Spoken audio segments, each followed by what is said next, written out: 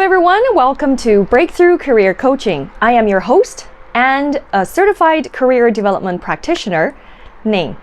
And today I would like to touch on an interesting subject based off on a random read I find on YouTube.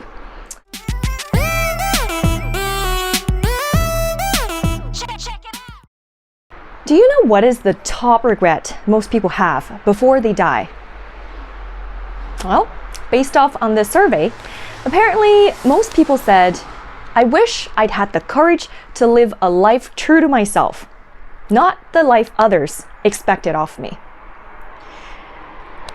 Well, that is impactful. Now, I wanted to ask you, are you living a life true to yourself, working in a career that aligns with your values and true calling? It is striking that most people have this particular regret. And I once saw a very interesting movie about a man who loves skateboarding and is very good at it. One day, a guy just decided to offer to pay him to stand in one spot for an entire day. Despite it being kind of boring, meaningless, and unrelated to his skills and passion, he took the job. Meanwhile, he rejected many opportunities to go skateboarding, the thing he truly passionate and cared about. We don't know exactly what's the reason. Could be obligations to the person who paid him, could be due to the monetary reward, the financial security, or perhaps just the momentum of sitting there every day and doing whatever he was told to do. Until about 40 years later, the payer told him, well, you're no longer needed, and let him go. And by then, he had forgotten how to skateboard and was physically unable to do the thing he's always loved. What a shame.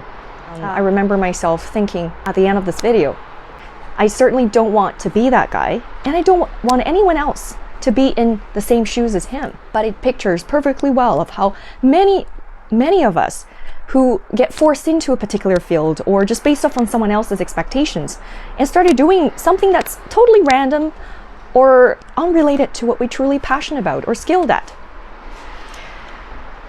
And so what I wanted to ask you today is, have you ever asked yourself, why am I doing this in your job? Frequently. Have you ever taken the time to pause and think about, okay, what exactly is my true calling? And what am I here in this world for?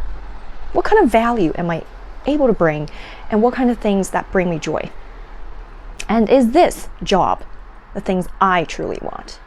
So if your answer is yes, well, perhaps it's time for us to have a chat. You're lucky you were born in this era, because generations ago, the idea of shifting careers or moving to a different industry is just a dream. I know many folks who have worked in their entire life for only one industry and only one job with one particular employer.